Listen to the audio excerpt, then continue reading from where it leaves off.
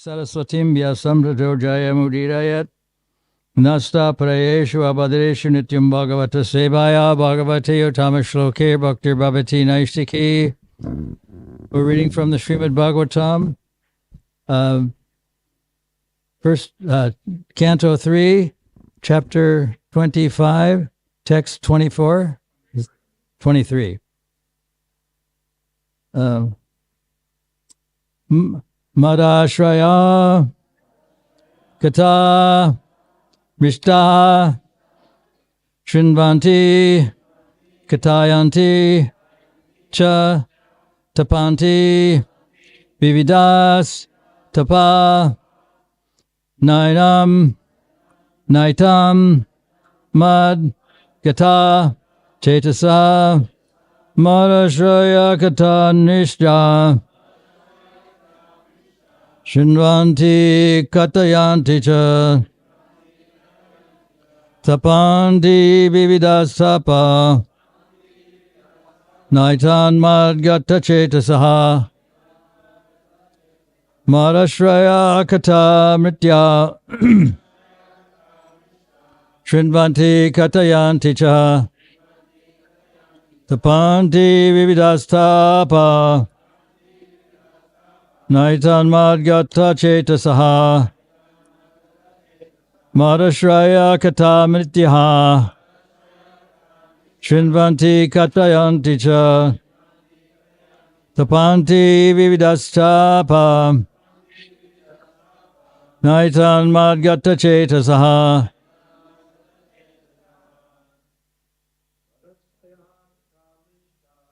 Madashraya Kata Mritya Shinvanti Katayanti Cha Tapanti Vividastapa Naitan Madgata Chetasa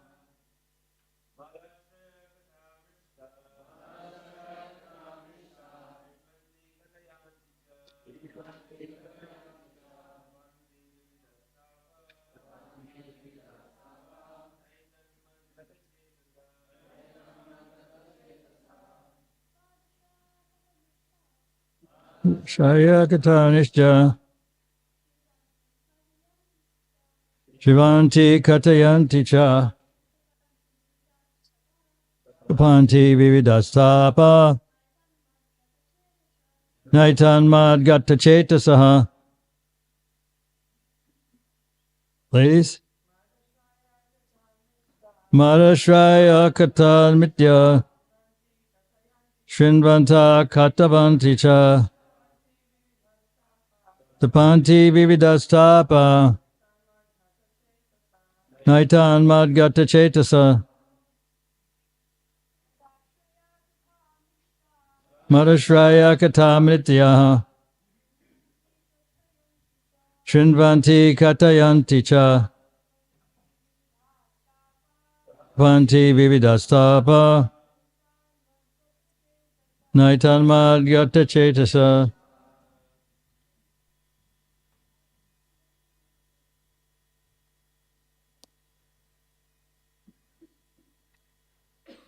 Word for word. Mad ashrayaha, about me. Kataha, stories. Mista, delightful. Shinvanti, they hear. Katayanti, they chant.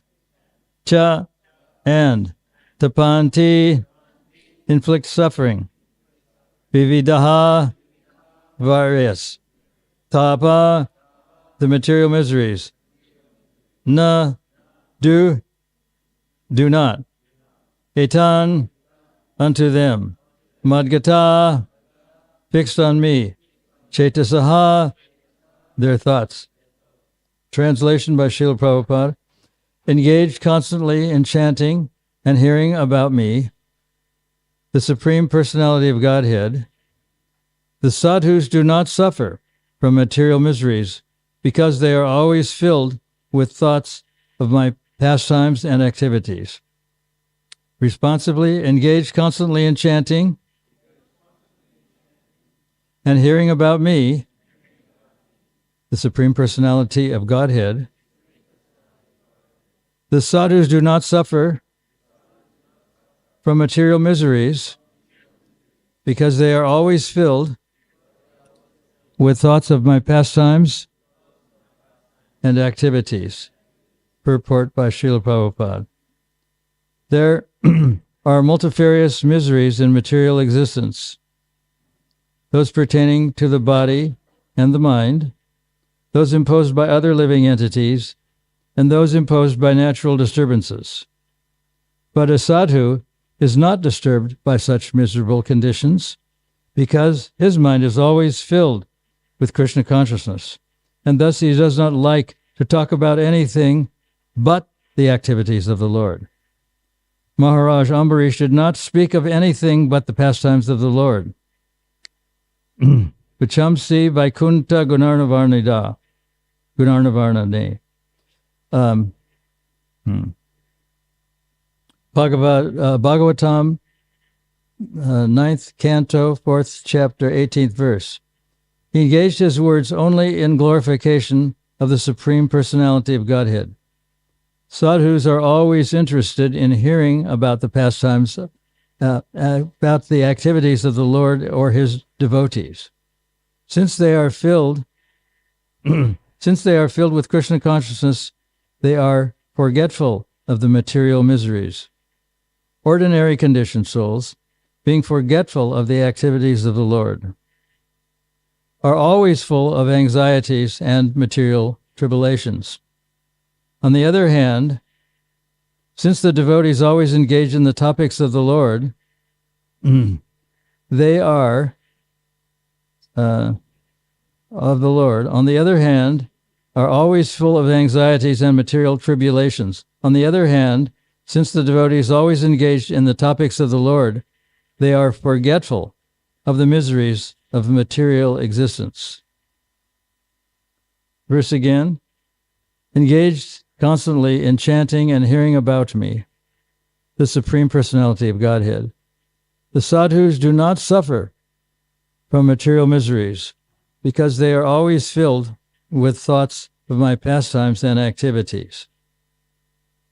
Om Agena Timandasya Ganaranjana Salakaya Chaksar Unmilitam Jena Tasmai Shri Gurave Namaha Sri Chaitanya Manobhistam Stapitam Jena Bhutale Swayam Rupa Kadamaham Darati Svaparantikam.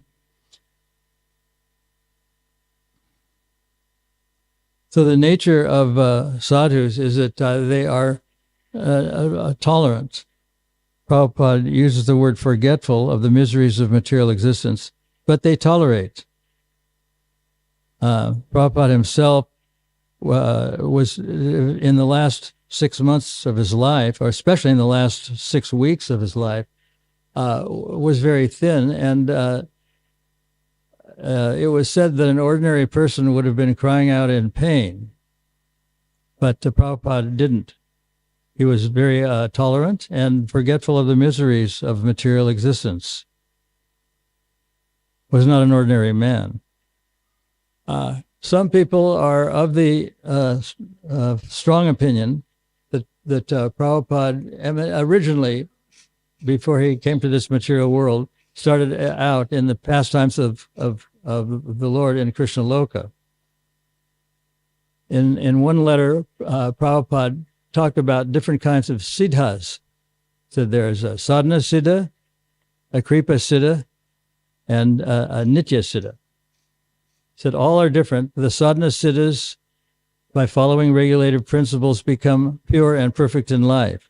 The kripa siddhas are those who are, by the special mercy of the Lord, are promoted to the spiritual kingdom, or the pastimes of the Lord in Krishna Loka.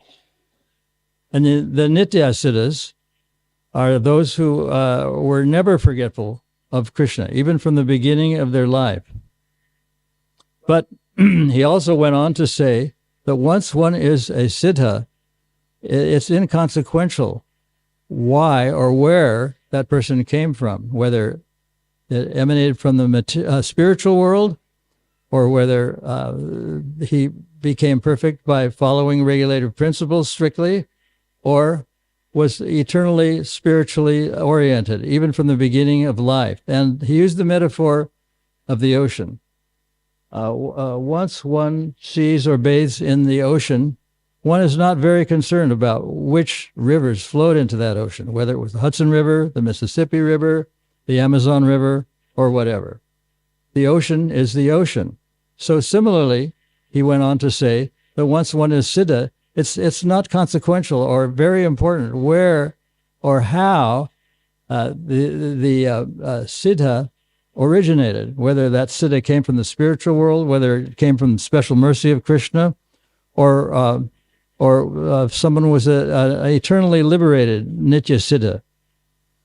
So, of course, some people are very strongly opinionated that Prabhupada emanated from the spiritual world. But in one sense, according to what Prabhupada said in this particular stanza, particular teaching, that once one is a siddha, it really doesn't matter. It doesn't matter whether one came from the spiritual world, or whether one was liberated by Krishna's mercy, or whether one was from the beginning of the sojourn in the material world, was always thinking of Krishna, like Maharaj Ambarish. So that in that sense, it doesn't matter. The ocean can be the ocean, and we don't care. We don't think it's important as to which rivers flowed into that ocean. The point is that the ocean is the ocean, and a siddha is a siddha. That was one of Prabhupada's teachings. Of course, there are many other thoughts, and the philosophy of Krishna consciousness is not a simple thing. It's not. It appears to be contradictory in some sense. Sometimes in purports, Prabhupada would say seemingly opposite things. And picking out a certain stanza or a replica of something that Prabhupada said, not a replica, but word for word what Prabhupada said, it seems to be very different according to time, according to place, and according to circumstance. Circumstance means who he was talking to, where he was, and the overall conditions of life. So it is a very complicated situation, and to take one particular sentence out of thousands and thousands of sentences and say that one is always true for all people in all places at all times is a little bit, you might say, intellectually dishonest. What would be more honest and more truthful is to look at all the things Prabhupada said on that particular subject, whether they're contradictory or whether they're opposing things, and use one's independently thoughtful intelligence to determine what to do. When Asatama was trying to abort Maharaj Pariksit in the womb, or Maharaj who recited the Bhagavatam, Prabhupada asked Arjuna to use his independently thoughtful intelligence to determine what to do, whether to kill him or to spare him or to defame him or disfigure him or what. And Krishna's advice to him was he had to use his intelligence to figure out what to do. He had to kill him on the one hand, and on the other hand, he had to not kill him, because scriptural injunctions say both things. Because he slaughtered Draupadi's infants in their sleep, that was a very sinful act, and it can only be exonerated by killing, by that kind of punishment. But Krishna had to ask Arjuna to use his thoughtful intelligence to determine what to do, and that intelligence was that he disfigured the head of Asatama. He removed his jewel that was embedded in his forehead, and it is said in Bhagavad Gita that for one who is famous, infamy is worse than death.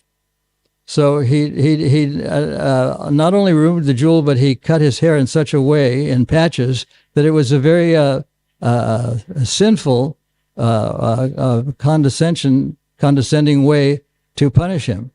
And as a result, Asatama was humiliated. And as it is said in Bhagavad Gita, this type of humiliation for a person who is known to be famous is worse than death.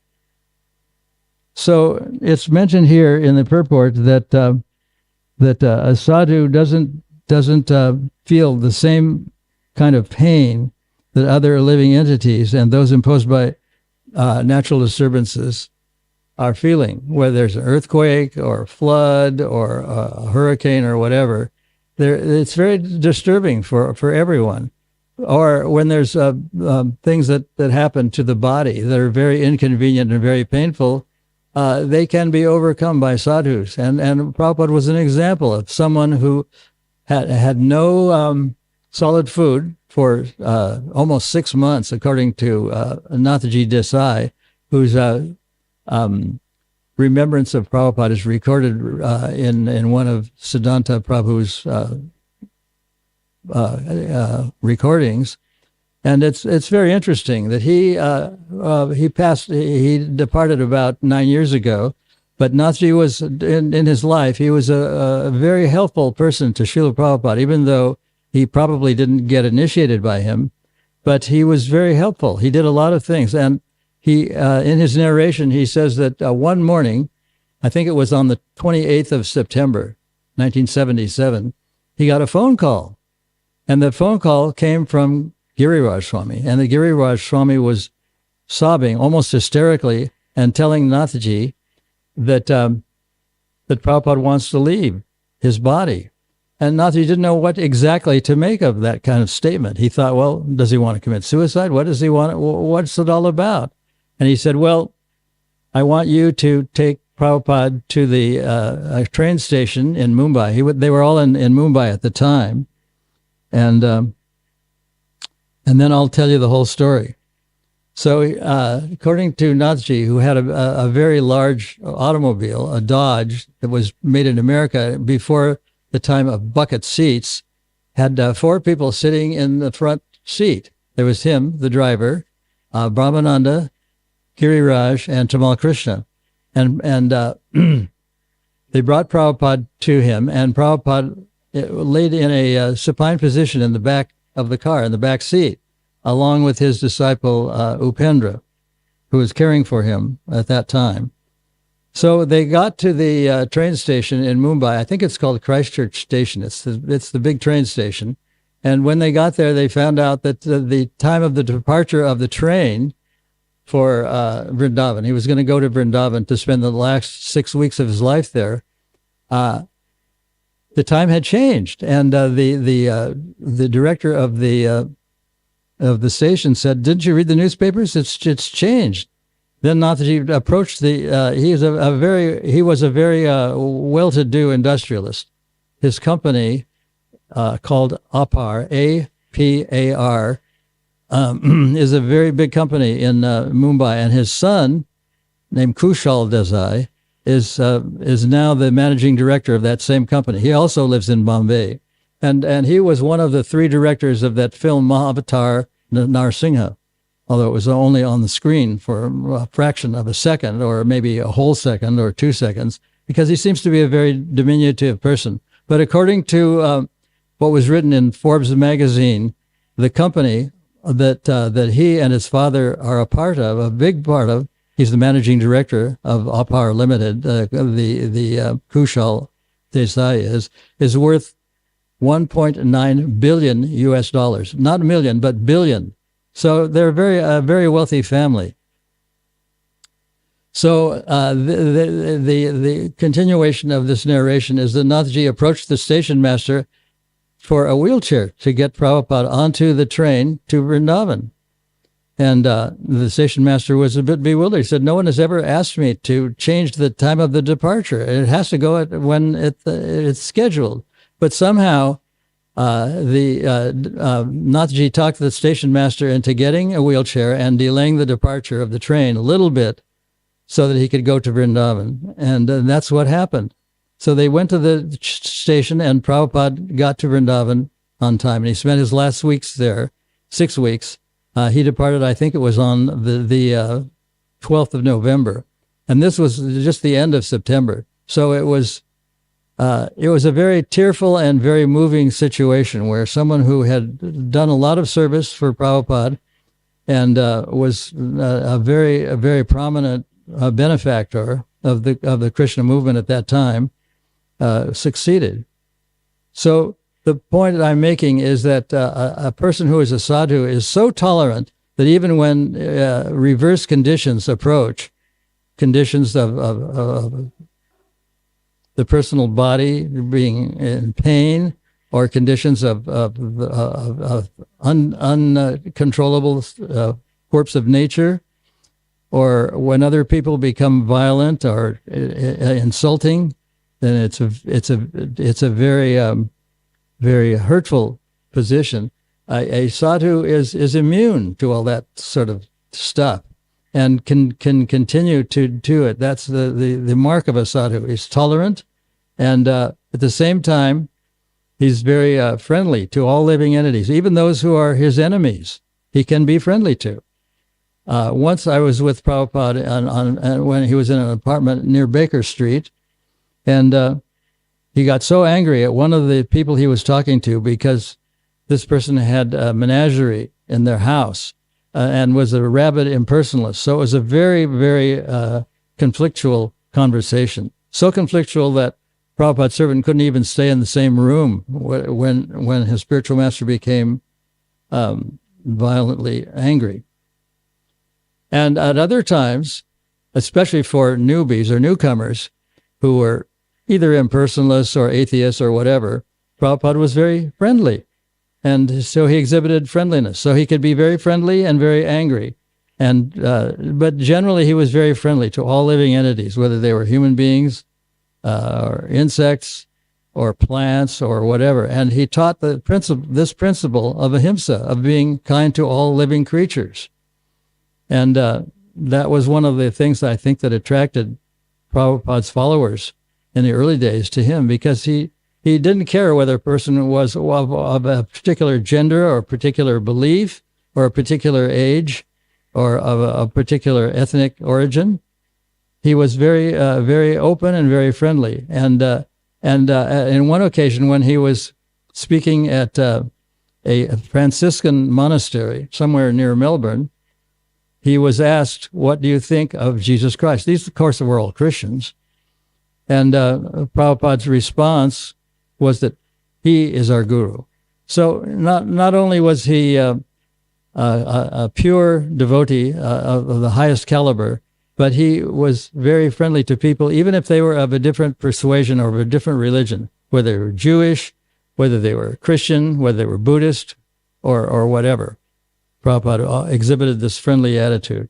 So that we were fortunate to meet Prabhupada and see how he adjusted his demeanor to the many people. He even had discussions with people that lived on the Bowery, which was, or I don't think it still is, the Skid Row of Manhattan. In one sense, the Skid Row of the whole world. So I'll read the verse again. Engaged constantly in chanting and hearing about me, the Supreme Personality of Godhead, the sadhus do not suffer from material miseries because they are always filled with thoughts of my pastimes and activities. Any comments or questions on any of this? Yes?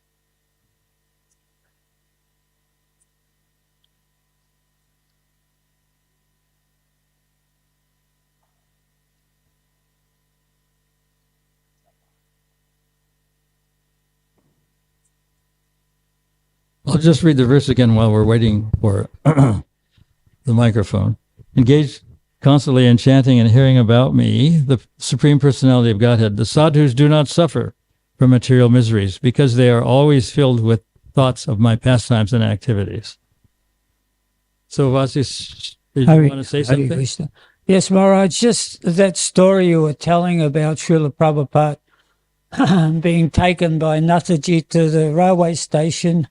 I don't know if I heard it from you. Please stop me and you can continue the story, but I might have heard it from somewhere else. But there was a particular sort of leela there because Srila Prabhupada, he really liked American cars. That was sort of noted there. So when they placed Prabhupada in that car, as you said, there was 4 in the front seat. There was Tamal Krishna and whoever else, and the driver and Nataji. So they were driving very carefully because they didn't want to, disturb Srila Prabhupada's body. But Srila Prabhupada's servants said, Prabhupada wants you to go faster. Was it? So, you heard that, yeah. So Prabhupada wants you to go faster. And then Tamal Krishna and everyone said, don't you dare go faster. You're going to disturb Prabhupada. But Nataji, he got the direct order from his spiritual master to go faster. So then they started flying down the road all the way to the airport, right? And then they got to the railway station, yeah. Then they got there and then Prabhupada said, thank you very much to Nataji there for that episode. Well, another part of that, the same story was that then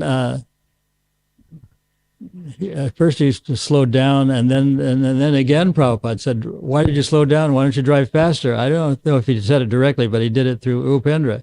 So he started driving faster, and then Tamal Krishna said, no, you should drive slower, and they were going back and forth. So that was part of the recording that Siddhanta made of Nachi saying, I don't know what finally happened, but they did get him on the train to Vrindavan. And Siddhanta sent this video to me and probably a lot of other people that included the story that Nachi Desai told. And he wants us to show it on the 12th of November on Prabhupada's disappearance. So that's something that probably we'll do. Yes? Hare Krishna Maharaj.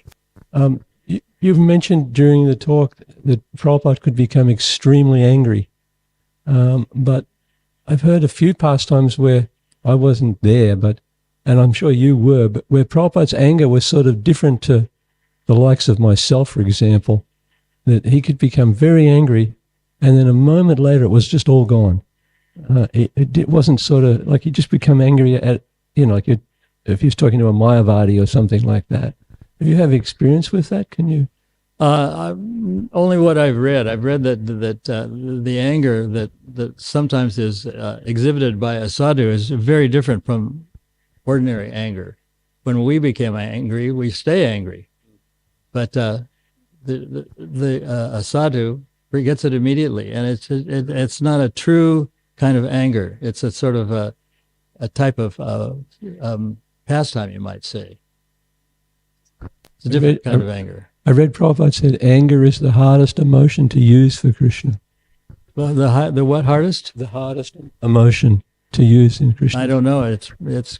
I think it's a good thing if one becomes angry, like us, or who experience ordinary anger, to try to dissipate it, to make it go away, to force it to go away. But it's very hard to do, as you said.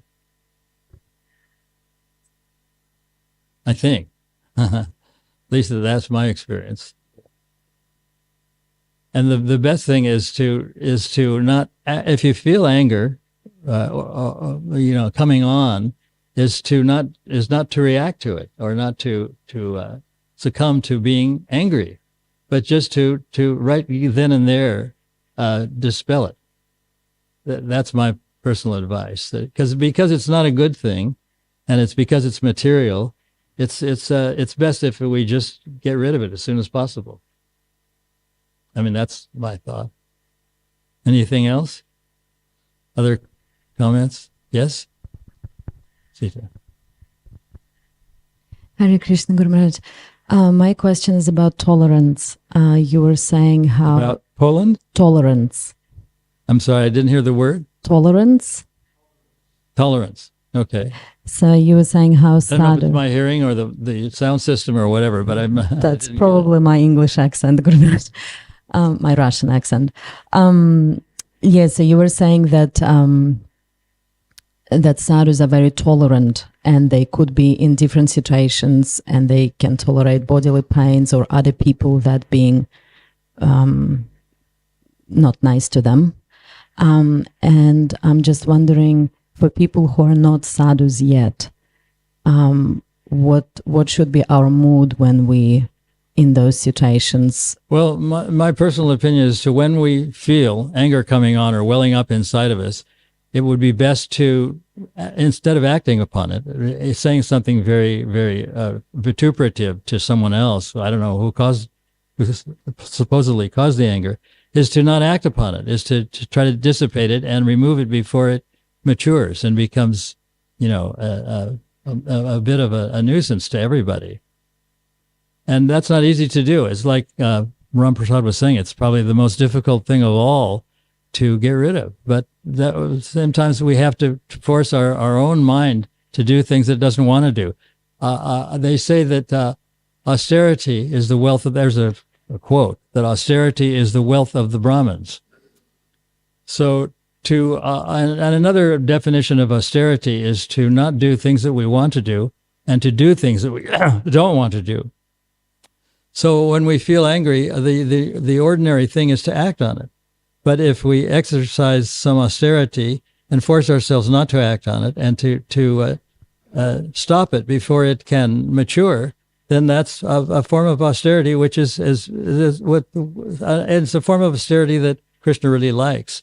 I mean, his nominal parents underwent many years of severe austerities.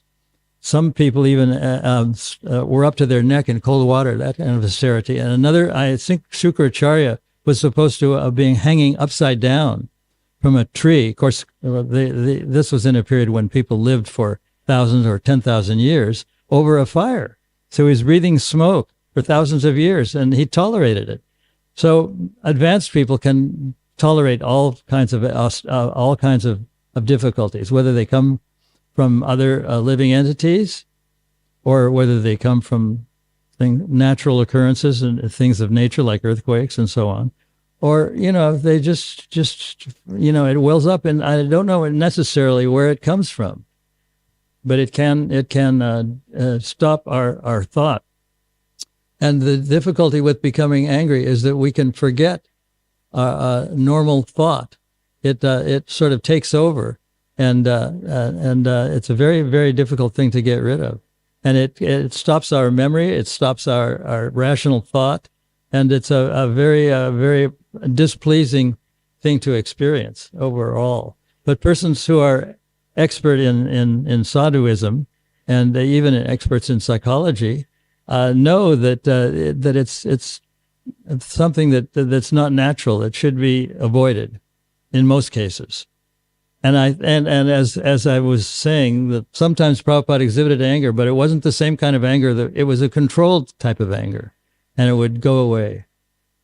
But sometimes it's necessary, or was necessary in this case, where Prabhupada wanted to convince someone who is a rabid impersonalist that it's wrong.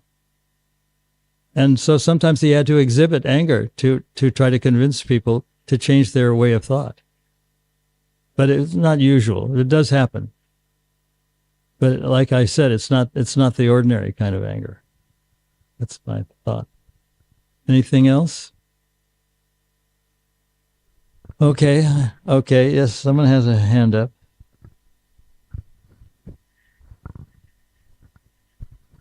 Hare Krishna. Hare Krishna.